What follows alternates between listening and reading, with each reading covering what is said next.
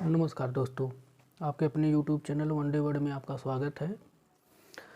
कल की क्लास में हमने देखा था मगध का साम्राज्य और उसके पहले वाले क्लास में देखे थे जैन धर्म और बौद्ध धर्म। आज की क्लास में हम देखेंगे दोस्तों शिशुनाग वंश और नंद वंश के बारे में आज हम पढ़ेंगे, जो बिहार PCS के दृष्टिकोण से बहुत इम्पोर्टेंट है दोस्तों। जो इसमें इम्पोर्टेंट टॉपिक है केवल उसी को हम पढ़ाए हैं, ज़्यादा डिटेल में नहीं पढ़ाए हैं ताकि छोटा छोटा वीडियो बने और ज़्यादा उपयोगी सिद्ध हो सके। तो दोस्तों आइए आज इसको पढ़ते हैं। दोस्तों पहले शिशुनाग वंश। शिशुनाग वंश के संस्थापक दोस्तों शिशुनाग हैं। यह हर्यक वंश के अंतिम राजा, जो हर्यक वंश के अंतिम राजा नागदशक का अमात्य व काशी का राज्यपाल था। दोस्तों जो शिशुनाग था वो हर्यक वंश के अंतिम राजा जो नागदशक थे उनका अमात्य व काशी का राज्यपाल था वह। दोस्तों दूसरी पॉइंट ये है कि यह अवंती वश व कौशल का मगध में विलय कर मगध का विस्तार किया। दोस्तों जो शिशुनाग था इसकी सबसे महत्वपूर्ण उपलब्धि ये थी कि अवंती वश और कौशल को मगध में विलय करके उसका और विस्तार किया, मगध का और विस्तार किया। और दोस्तों इसके बाद शिशुनाग अपनी राजधानी जो है वो पाटलिपुत्र ना बना करके वैशाली बनाता है। दोस्तों जैसा कि आप लोग जानते हैं कि जो मगध साम्राज्य इसमें था जिसमें उदयन था, उदयन ने पाटलिपुत्र को राजधानी सर्वप्रथम बनाया था। उदयन के बाद फिर उसके बाद वो पाटलिपुत्र था, उसके बाद शिशुनाग वंश का शासक आ जाता है। लेकिन शिशुनाग ने वैशाली वंश यानी वैशाली को राजधानी अपना बनाया। दोस्तों इसके बाद इतना ही यहाँ तक इम्पोर्टेंट है दोस्तों शिशुनाग वंश में। दोस्तों कालांतर में फिर शिशुनाग का लड़का जो था उसका नाम था कालाशोक। जो कालाशोक था दोस्तों, ये कालाशोक वही कालाशोक है जिसको काकवड़ के नाम से जाना जाता है। इसी के शासनकाल में दोस्तों वैशाली में द्वितीय बौद्ध संगीत हुई और द्वितीय बौद्ध संगीत में जो विभाजन हुआ था वो स्थाविर एवं महासांघिक के रूप में हुआ था। दोस्तों तो जो कालाशोक की सबसे बड़ी उपलब्धि है वो वैशाली में द्वितीय बौद्ध संगीत का आयोजन और उसमें स्थाविर और महासांघिक का विभाजन था। तो दोस्तों शिशुनाग वंश का जो अंतिम शासक था वो था नंदीवर्धन इस वंश का शिशुनाग वंश का दोस्तों सबसे अंतिम शासक था। इसी के शासक के बाद इसका अंत हो जाता है शिशुनाग वंश का। फिर उसके बाद नंद वंश का स्थापना होती है। नंद वंश का संस्थापक जो था दोस्तों वो महापद्म नंद था। महापद्म नंद को दोस्तों इसको कई उपनाम दिया जाता है या कई उपाधियाँ हैं। सर्वछत्रांतक, एक छत्र, एक राठ, द्वितीय परशुराम, भार्गव, महामद की उपाधि के नाम से जाना जाता है। दोस्तों ये इम्पोर्टेंट है, ये भी पूछ चुका है कि सर्वछत्रांतक, एक छत्र व एक राठ के किस नाम से जाना जाता है, किसी नाम से जाना जाता है, वो है महापद्म नंद। दोस्तों से संस्थापक महापद्म नंद का जो मंत्री था वो था कल्पक।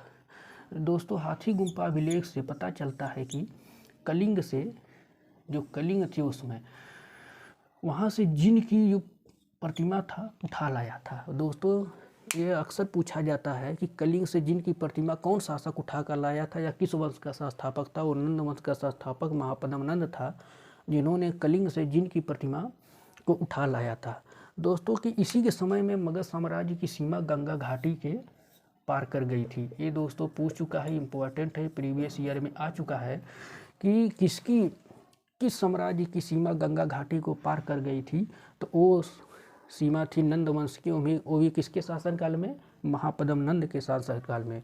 दोस्तों इसमें जो जो इम्पोर्टेंट केवल शासक हैं नंद वंश के, हम केवल उसी को पढ़ेंगे क्योंकि ज़्यादा डिटेल में पढ़ेंगे दोस्तों तो समय कम है, पूरा नहीं पढ़ पाएंगे। बाकी जब पूरी डिटेल हिस्ट्री पढ़ाई जाएगी तो उसमें नंद वंश का संस्थापक या उसके बारे में डिटेल पढ़ाया जाएगा। दोस्तों नंद वंश का जो अंतिम शासक था वो था घनानंद। घनानंद को दोस्तों अग्रमीज, जैंदमीज व अग्रसेन के नाम से जाना जाता है। दोस्तों में घनानंद के समय ही सिकंदर जो तो यूनानी था, उसी के समय आक्रमण किया था।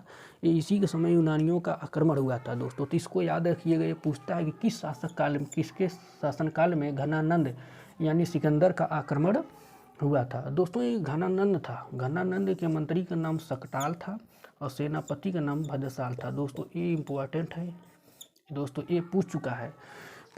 ये भी पूछ चुका है कि अग्रमीज किसे कहते हैं, जैनमिनीज किसे कहते हैं, अग्रसेन किसी के नाम से कहते हैं। ये घनानंद को कहते हैं दोस्तों। ये मंत्री भी पूछ चुका है कि शकटाल किसके मंत्री थे, वो अंतिम शासक घनानंद के थे और सेनापति कौन था, भद्रसाल था उस समय का।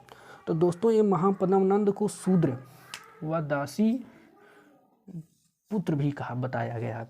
कहीं कहीं दोस्तों महापद्मनंद को शूद्र व दासी पुत्र भी बताया जाता है। इसे कई नामों से जाना जाता है दोस्तों। तो कालांतर में दोस्तों जो नंदवंश, दोस्तों ये नंदवंश जो था, शिशुनाग वंश के बाद नंदवंश आया था, नंदवंश के बाद फिर आएगा दोस्तों मौर्य वंश। तो दोस्तों इतना जो इम्पोर्टेंट है, तो आइए एक बार फिर से देख लेते हैं दोस्तों। शिशुनाग वंश के संस्थापक शिशुनाग है, या हर्यक वंश के अंतिम राजा, जो हर्यक वंश के अंतिम राजा थे नागदशन के अमात्य व काशी का राज्यपाल था। ये काशी का राज्यपाल था शिशुनाग। यह अवंती वश और कौशल को, या अवंती कौशल और वश को एक में मिलाकर के मगध साम्राज्य का बहुत ज़्यादा विस्तार किया। इन्होंने अपनी राजधानी, दोस्तों शिशुनाग ने अपनी राजधानी पाटलिपुत्र ना बना करके वैशाली को बनाता है। वैशाली को बनाने के बाद इसका पुत्र कालाशोक अशोक बनता है। इसके बाद शिशुनाग के बाद इसका पुत्र कालाशोक शासक बनता है। इसका नाम दोस्तों, इसको उपनाम इसका नाम था काकवड़। ये दोस्तों बहुत इम्पोर्टेंट है। इसके दोस्तों ये कालाशोक जो राजधानी देखिए वैशाली में हो गया, तो इसी वजह से जब शासक बनता है अपने पिता के बाद, अपने इसका लड़का है कालाशोक, इसके बाद इसका पुत्र जो शिशुनाग का पुत्र था वो कालाशोक था। तो उस समय राजधानी वैशाली थी, तो स्वाभाविक सी भी वैशाली में ही द्वितीय बौद्ध संगीत का आयोजन हुआ था।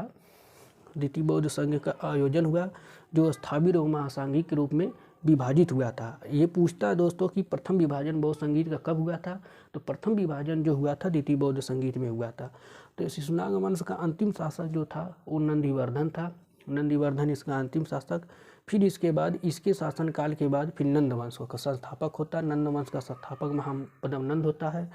महापद्मनंद जो होता है सर्वक्षत्रांतक, एक छत्र एक राट के नाम से जाना जाता है। इसे द्वितीय परशुराम और भार्गव महामद के भी नाम से इन्हें जाना जाता है। दोस्तों इसके मंत्री जो थे वो कल्पक थे।